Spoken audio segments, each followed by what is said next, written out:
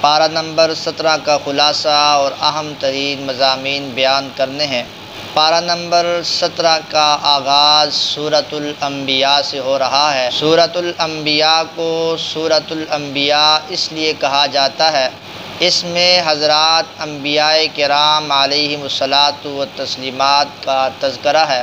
سورۃ الانبیاء کے آغاز میں اللہ تبارک و تعالی نے فرمایا اقترب للناس حسابهم وهم فی غفلۃ معرضون۔ حساب و کتاب کا وقت قریب آ چکا ہے، لیکن لوگ حساب و کتاب سے غافل ہیں۔ آگے اللہ تبارک و تعالی نے مشرکین کے اس مشہور اعتراض اور شبہ کا جواب دیا ہے۔ وہ کہتے تھے کہ یہ کیسا پیغمبر ہے، کھاتا بھی ہے اور پیتا بھی ہے۔ تو آپ صلی اللہ علیہ وسلم پر اس اعتراض کے جواب میں اللہ تبارک و تعالی نے فرمایا وَمَا أَرْسَلْنَا مِن قَبْلِكَ إِلَّا رِجَالًا نُوحِي إِلَيْهِمْ۔ ہم نے جتنے بھی انبیاء بھیجے ہیں وہ انسان ہی بھیجے ہیں، لہٰذا وَمَا جَعَلْنَاهُمْ جَسَدًا لَا يَأْكُلُونَ الطَّعَامَ، ایسا کوئی انسان نہیں ہے جو کھانا نہ کھاتا اور پیتا نہ ہو، لہٰذا یہ کوئی انوکھی بات نہیں ہے۔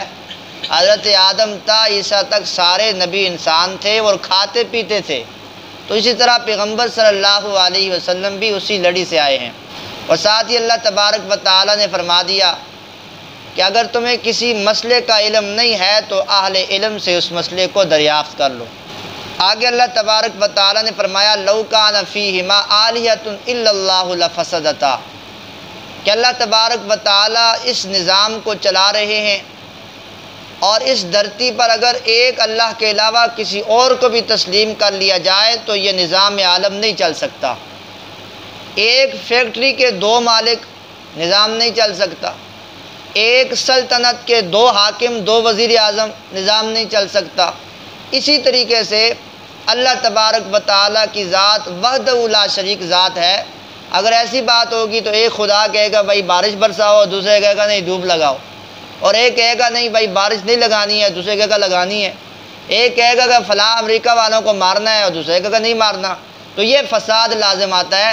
اس لیے اللہ نے فرمایا لو کان فیہما آلہۃ الا اللہ لفسدتا، تو لہذا معلوم ہو گیا کہ اللہ وحدہ لا شریک ذات ہے، اس کے ساتھ کوئی شریک بھی نہیں ہے۔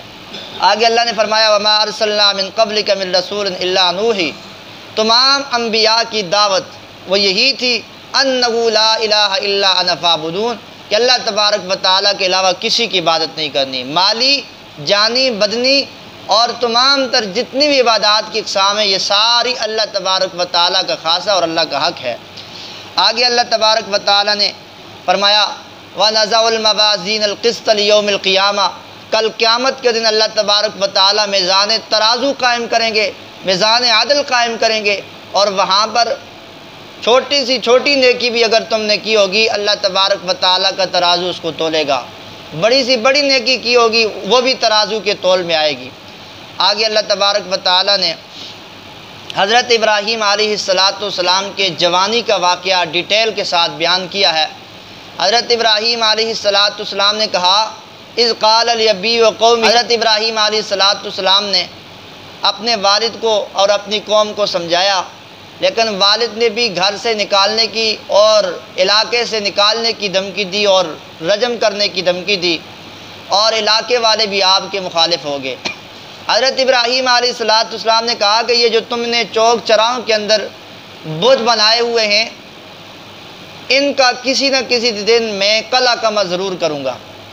تو المختصر حضرت ابراہیم علیہ السلام کی قوم سالانہ میلے پر گئی ہوئی تھی، میلہ کہہ دو یا عرس کہہ دو، تو سالانہ میلہ یا عرس پر گئی ہوئی تھی۔ پیچھے سے حضرت ابراہیم علیہ السلام نے موقع کو غنیمت سمجھتے ہوئے کلہاڑا لیا اور سارے کے سارے باباؤں کو ان کی گردنیں تن سے جدا کر دی۔ گردنیں تن سے جدا کی، ایک جو بڑا بابا تھا نا بت کی صورت میں، اس بابے کے کندھے پر کلہاڑا رکھ دیا۔ اب قوم واپس آئی، بڑے پریشان ہوئے کہ ہمارے معبودوں کے ساتھ کیا ہو گیا، ہمارے مشکل کشاؤں کے ساتھ کیا ہو گیا، پتہ نہیں کیا ہو گیا ان کو۔ تو پہلے بھی ان کو پتہ تھا کہ ان کی مخالفت ابراہیم ہی کرتا تھا، تو حضرت ابراہیم علیہ السلام سے پوچھا گیا کہ یہ کیا ہوا ہے۔ تو حضرت ابراہیم علیہ السلام نے کہا بل فعلہ کبیرہم ھذا فاسألوہم ان کانوا ینطقون، اگر یہ بڑا بابا جی بولتا ہے نا تو اس سے پوچھ لینا، کلواڑا تو اس کے کندھے پر ہے نا، آپ کو بتا دے گا، کیونکہ یہ آپ کے نفع کے بھی مالک ہیں، آپ کے نقصان کے بھی مالک ہیں، آپ کی بگڑیاں بھی بناتے ہیں، آپ کو مشکلات سے نکالتے ہیں، تو بابا جی سے پوچھ لیں کس نے ان کی گردنیں تن سے جدا کی ہیں۔ تو حضرت ابراہیم نے یہ سب سوالات کیے نا، سوالات در سوالات، تو کہنے لگے یہ بولتے تو نہیں ہیں نا، یہ عاجز ہیں۔ حضرت ابراہیم نے کہا ما لا ينفعكم شيئا ولا يضركم اف لكم ولما تعبدون من دون الله فلا تعقلون، تف ہے تم پر بھی کہ جو نفع کے مالک بھی نہیں ہیں، جو نقصان کے مالک بھی نہیں ہیں، اور تم ان کی عبادت کرتے ہو، کیا تمہارے دماغ کے اندر کھوپڑی نہیں ہے، عقل نہیں ہے؟ تو بہرحال انہوں نے بات تو نہیں ماننی تھی۔ حضرت ابراہیم علیہ السلام کو اسی پاداش میں انہوں نے یہ مشورہ کیا اس کو جلا دیا جائے، اس کا کام ہی ختم کر دیا جائے، یہ روز ہمارے بتوں کی مخالفت کرتا ہے۔ حضرت ابراہیم علیہ السلام کے خلاف ایک بہت بڑا آگ کا چخا تیار کیا گیا اور حضرت ابراہیم علیہ السلام کو اس کے اندر ڈال دیا گیا۔ اللہ فرماتے ہیں قلنا یا نار کونی بردا وسلاما علی ابراہیم، ہم نے آگ کو حکم دیا، آگ کا تو کام تھا جلانا، لیکن ہم نے حکم دیا کہ میرا خلیل آ رہا ہے، ابراہیم آ رہا ہے اور توحید کے مسئلے کی خاطر آ رہا ہے، اب تو نے اپنا جلانے والی جو صفت ہے اس کو نہیں ظاہر نہیں کرنا ہے، تو نے اس کے لیے ٹھنڈا ہو جانا ہے، گلزار ہو جانا ہے، اتنا ٹھنڈا بھی نہیں ہونا ہے کہ حضرت ابراہیم کو تکلیف ہو، اتنا گرم بھی نہیں ہونا ہے کہ ابراہیم کو تکلیف ہو، بالکل نارمل اور درمیانہ سا ہو جانا ہے۔ اس کے بعد اللہ تبارک و تعالیٰ نے حضرت ابراہیم کو یہ کامیابی عطا کی۔ آگے اللہ تبارک و تعالیٰ نے داؤد علیہ السلام اور حضرت سلیمان علیہ السلام کی حکومت کا تذکرہ کیا اور حضرت ایوب علیہ السلام کے صبر کا تذکرہ کیا کہ ایوب کو اللہ تبارک و تعالیٰ نے بیماری میں آزمایا۔ حضرت ایوب علیہ السلام نے اللہ تبارک و تعالیٰ کی آزمائش کے سامنے رہے اور اللہ تبارک و تعالیٰ سے مانگتے رہے اور صبر کرتے رہے۔ اللہ تبارک و تعالیٰ نے بالآخر اس موذی بیماری سے آپ کو نجات دی۔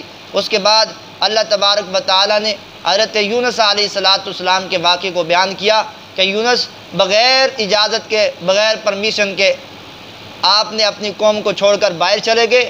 اللہ تبارک و تعالیٰ کا عذاب کے آثار قوم پر آنے لگے، قوم نے اللہ سے گڑ گڑا کر معافی مانگی، اللہ تبارک و تعالیٰ نے عذاب کو ٹال دیا۔ حضرت یونس علیہ السلام کشتی پر سوار ہوئے، کشتی ڈولنے لگی، آپ نے چھلانگ لگا دی، یہ ڈیٹیل کے ساتھ واقعہ ہے، تو آپ نے چھلانگ لگا لی۔ آگے اللہ تبارک و تعالیٰ کی سمندری مخلوق مچھلی کی صورت میں منہ کھول کر بیٹھی ہوئی تھی۔ حضرت یونس علیہ السلام مچھلی کے پیٹ میں، اللہ تبارک و تعالیٰ فرماتے ہیں کہ ہم نے مچھلی کو حکم دیا ہے کہ میرے یونس کو تو نے اپنا لقمہ نہیں بنانا ہے۔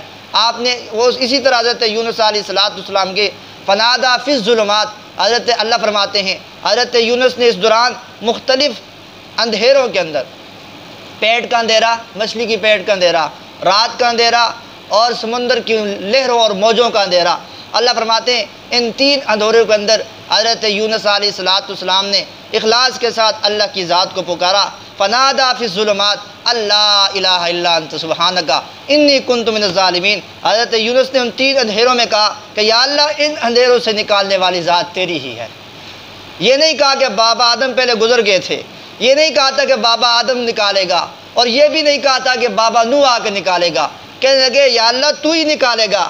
اور اللہ تبارک و تعالیٰ فرماتے ہیں فاستجبنا لہ، ہم نے یونس کی دعا کو قبول کر لیا، ونجیناہ من الغم، ہم نے ان سے اس غم کو کیا کر دیا، دور کر دیا۔ اللہ تبارک و تعالیٰ نے یونس علیہ السلام کو مچھلی کو حکم دیا کہ میرے یونس کو اب باہر نکال دے۔ حضرت یونس علیہ السلام کو باہر نکال دیا۔ پارہ نمبر 23 میں ہے لَلَبِثَ فِی بَطْنِهِ إِلَىٰ یَوْمِ یُبْعَثُونَ، اگر یونس ہمیں نہ پکارتا نا مچھلی کے پیٹ میں، قیامت کی صبح تک مچھلی کے پیٹ میں رہتا، ہم اس کو باہر نہ نکالتے۔ تو اس سے معلوم ہوتا ہے نا مشکل کشا ایک خدا ہے، جو انبیاء کا ہے، جو اولیاء کا ہے، ہمارا بھی وہی ہے۔ حضرت یونس علیہ السلام نے کوئی واسطہ وسیلہ دیا، اور نہ ہی حضرت یونس علیہ السلام نے اللہ کے علاوہ کسی اور کو پکارا کہ فلاں بابا مدد کے لیے یا فلاں نبی کیا ہے مدد کے لیے آج ہے۔ تو معلوم ہو گیا مشکل کشا تنہا ایک ذات ہے۔ یہ تو واضح قرآن کی آیات ہیں۔ آگے جی سورہ انبیاء کے آخر میں اللہ تبارک و تعالیٰ نے پیغمبر صلی اللہ علیہ وسلم کے مقام اور عظمت کو بیان کرتے ہوئے کہا وَمَا أَرْسَلْنَاكَ إِلَّا رَحْمَةً لِّلْعَالَمِينَ، پیغمبر ہم نے آپ کو جہان والوں کے لیے رحمت بنا کر بھیجا ہے۔ آگے سورۃ الحج ہے، سورۃ الحج اس لیے کہتے ہیں کہ حضرت ابراہیم علیہ السلام نے حج کا اعلان اس پہ کیا تھا۔ اس صورت کی ابتدا میں اللہ تبارک و تعالیٰ نے قیامت کی ہولناکی کو بیان کیا ہے۔ فرمایا یا ایھا الناس اتقوا ربکم ان زلزلۃ الساعۃ شیء عظیم۔ ایک بہت بڑا زلزلہ آ رہا ہے جو بہت زیادہ قریب ہے۔ وہ زلزلہ ایسا ہوگا کہ حاملہ عورتیں اپنا حمل گرا دیں گی، اپنے بچوں کو دودھ نہیں پلائیں گی، اور وانتم سکارا وما ہم بسکارا، ایسی حالت ہو جائے گی جیسے لوگ سارے کے سارے نشوئی ہیں، جیسے نشے کی حالت میں ہوتے ہیں۔ اللہ فرماتے ہیں وما ہم بسکارا، وہ نشہ نہیں ہوگا، وہ قیامت کی دہشت ہوگی اور قیامت کی ہولناکی ہوگی۔ اس کے بعد اللہ تبارک و تعالیٰ نے انسان کی تخلیق اور پیدائش کا تذکرہ کیا ہے، اور آگے چل کے اللہ تبارک و تعالیٰ نے فرمایا وَإِذْ بَوَّأْنَا لِإِبْرَاهِيمَ مَكَانَ الْبَيْتِ، کہ بیت اللہ کو ہم نے حضرت ابراہیم علیہ السلام کے لیے مقرر کر دیا۔ اب ابراہیم علیہ السلام اب اعلان کر دیں کہ یہاں پر رکوع کریں، سجود کریں، اور یہاں پر اللہ تبارک و تعالیٰ کے علاوہ کسی اور کو نہ پکارا جائے، شرک نہ کیا جائے، اور ان لوگوں کو بتا دیں کہ حج بیت اللہ کے لیے یہاں پر تشریف لائیں۔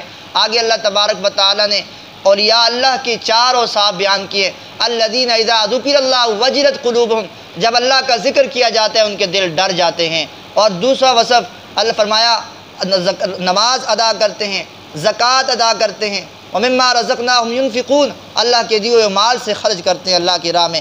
آگے اللہ تبارک و تعالیٰ نے جہاد کی اجازت دی ہے کہ اذن للذین یقاتلون بانہم ظلموا، اگر ظلم اپنی حد کو پہنچ جائے تو تمہیں اجازت ہے کہ تم اس ظلم کے خلاف اپنی تلوار اٹھائیں، اور یہ اسلام کے اندر جائز ہے، چونکہ آج کل اس کو ایک عجیب طریقے سے پیش کیا جاتا ہے، انتہا پسندی پیش کیا۔ حالانکہ پیغمبر صلی اللہ علیہ وسلم نے جب جہاد شروع کیا تو اس وقت اسلام کا غلبہ ہوا، اسلام کا پھیلاؤ ہوا۔ تو دعوت بھی ہے، لیکن دعوت کے ساتھ ساتھ دعوت کی پشت پر تلوار بھی ہے، جہاد بھی ہے۔ سورہ حج کے آخر میں اور اس پارے کے آخر میں اللہ تبارک و تعالیٰ نے توحید کا مسئلہ اہم مثال کے ساتھ بیان کیا۔ فرمایا یا ایھا الناس ضرب مثل فاستمعوا لہ، اے لوگو جن کو تم اللہ کے ماں سوا پکارتے ہو ان کی مثال کیا ہے؟ ان الذین تدعون من دون اللہ لن یخلقوا ذبابا، وہ مکھی بھی پیدا نہیں کر سکتے، سب سے حقیر جانور ہے، کہ جن کو تم کہتے ہو کہ یہ ہماری بگڑی بنائے گا، یہ ہمارے حالات سنوارے گا، فرمایا کہ یہ مکھی بھی نہیں بنا سکتے۔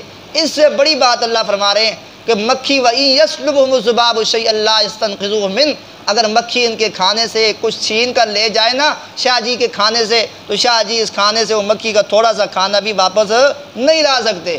تو معلوم ہو گیا کہ شاہ جی کخ بھی نہیں کر سکتے۔ اس لیے فرمایا مکھی تو بنانا دور کی بات ہے، مکھی تمہارے کھانے سے اگر تھوڑا سا لقمہ اٹھا کر لے جائے اس ذرے کو تم واپس نہیں لا سکتے ہو۔ ضعف الطالب والمطلوب، اللہ فرماتے ہیں مانگنے والا بھی اس سے وہ بھی کمزور ہے، جس سے مانگا جا رہا ہے وہ بھی کمزور ہے۔ اس بادشاہ سے مانگو جس کا دروازہ کھلا ہوا ہے۔ ہمارے مانگنے میں دیر ہو سکتی ہے، اللہ کی عطا کرنے میں دیر نہیں ہو سکتی۔ اللہ عمل کی توفیق عطا فرمائے۔